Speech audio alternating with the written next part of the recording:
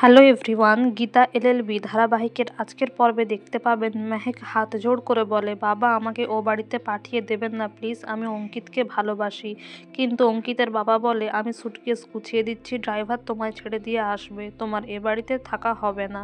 এদিকে কৃপান্ত ফোন করে মেহেককে বলে যে তুমি আগুন নিয়ে খেলছো না, তোমার হাত পা না পড়লেও মুখ তো পড়বেই। মেহেক বলে, আমি অনুরোধ করছি কৃপান্ত, তুমি আমায় বদনাম করে দিও না, তুমি যা বলবে তাই করব আমি। তখন কৃপান বলে, ঠিক আছে, আমি অ্যাড্রেস পাঠাচ্ছি, আমার সঙ্গে এক্ষুনি মিট করো।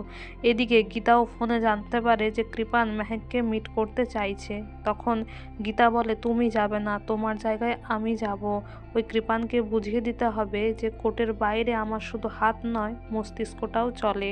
এদিকে আপনারা দেখবেন কৃপানের বাড়িতে একজন শেফ আসে যে পদ্মকে রান্না শেখাতে চায়। কিছু ইটালিয়ান ডিশের নাম বললে সেগুলো উচ্চারণ করতে পারে না পদ্ম। আর ক্রিমকে বলে, কি আপনারা ক্রিমি খান, বড় বড় ক্রিমি? এই বলে একটা বেশ খুনসুটির পর্ব হয়।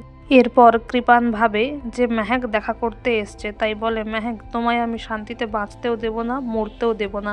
কিন্তু মেহেক নয়, গীতা ছদ্মবেশে আসে। অবশ্য সেখানে গুন্ডারা এসে মারতে চাইলে গীতা তাদেরকে মারে, এমনকি কৃপানকেও মারে। আর বড়বাবুকে ফোন করে বলে, আমি লোকেশন পাঠাচ্ছি, আপনারা চলে আসুন। কিন্তু ঠিক সেই সময় ধীমান সেন মাথায় আঘাত করে গীতার, আর গীতা মাটিতে পড়ে যায় মাথায় আঘাত লাগার কারণে। আগামী পর্বে দেখবেন ধীমান সেন ভজনকে বলে যে গীতা আমাদের হাতে, এখন অবস্থা ওর খুবই খারাপ। সঞ্জয় চৌধুরীকে গঙ্গার ধারে যেখানে মেরে ফেলে দেওয়া হয়েছিল, গীতাকেও মেরে সেই লাশটা সেখানেই ফেলে দাও, গঙ্গায় ভাসিয়ে দাও। তো বন্ধুরা, এই ছিল আজকের গীতা ধারাবাহিকের update. Thank you for watching the video.